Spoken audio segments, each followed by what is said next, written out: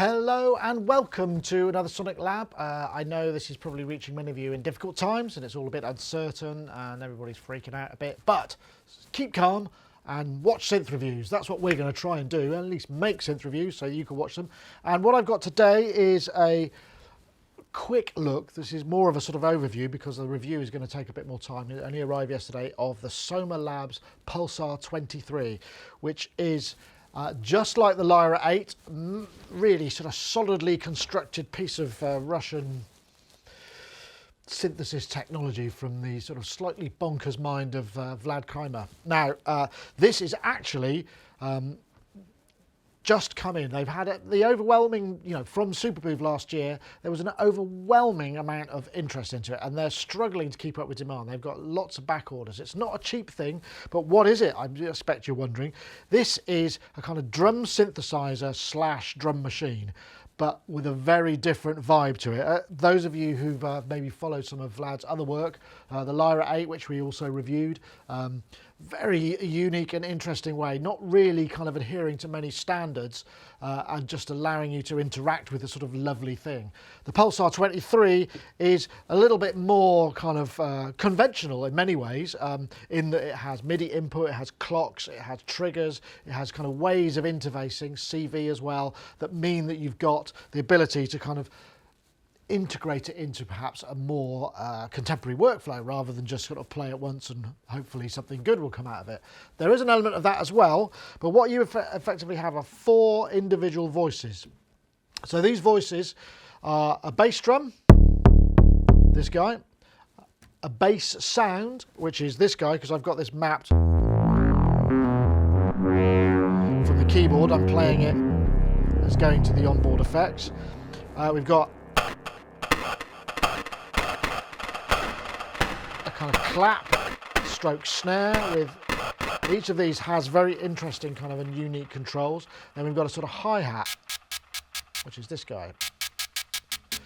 Add to that, we've got a dual channel effects unit here, which is reverbs and delays and pitch kind of mod type stuff, and a whole bunch of ways of connecting up. Now, before we get too far away, this particular model came with a lovely deck saver thing that you can put on the top.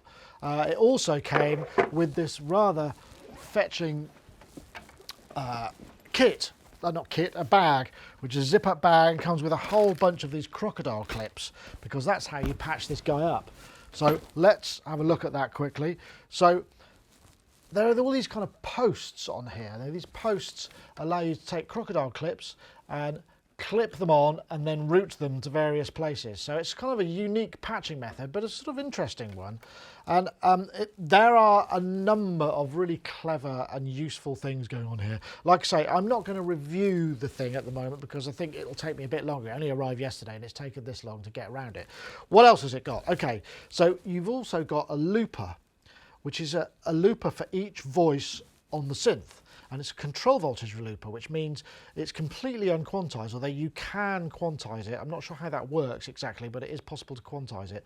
And it allows you to record either things of the same length or differing lengths, completely ex-tempo, all sorts of crazy stuff. You've probably seen demos of this if you've been following its progress, doing really mad and unusual stuff. So I'm going to try and demonstrate this working in a kind of slightly more regular kind of way. So I'm going to start I'm taking a clock, because there's a master clock here. I don't know if you can see this green light. That's the tempo. And then I've got all these divisions coming out. I've got an 8th division coming out of here, and it's going into an enveloper of that pulse and turning it into pulse. And I'm going to attach that to the trigger post of the hi-hat, which means I've got a tempo, effectively, so I can work to that. So now I'm going to flip the bass drum into record. Let me just delete a bunch of this stuff because I've already recorded some things on here, so I'm pressing the delete button. You see he's got these kind of metal pads that you use for triggering things. So there's my clock.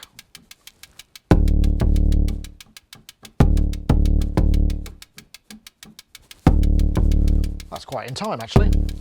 Now I flip it over to play. let's go here. Not quite in time, let's try that again. I told you it was slightly different. Okay, there we go. 1, 2, 3, 4.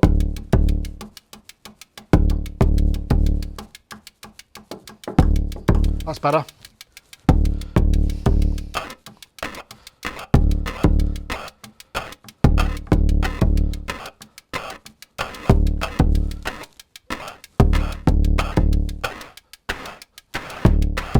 And some delay on that.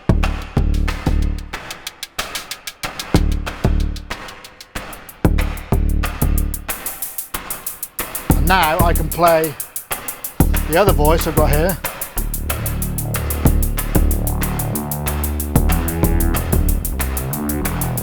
Cue up on that.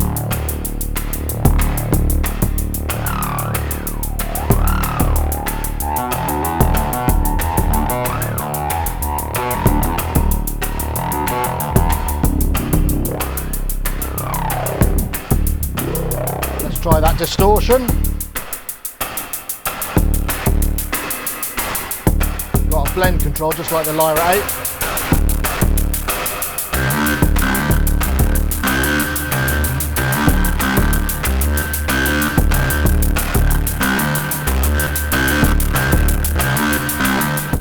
Right, I'll leave that there, but you know, that's actually quite a traditional way of using this thing, because you can get all sorts of mad, you can modulate clocks, you can have all sorts of crazy stuff going on, and it's a real sort of playground for experimentation. So I'll leave that here.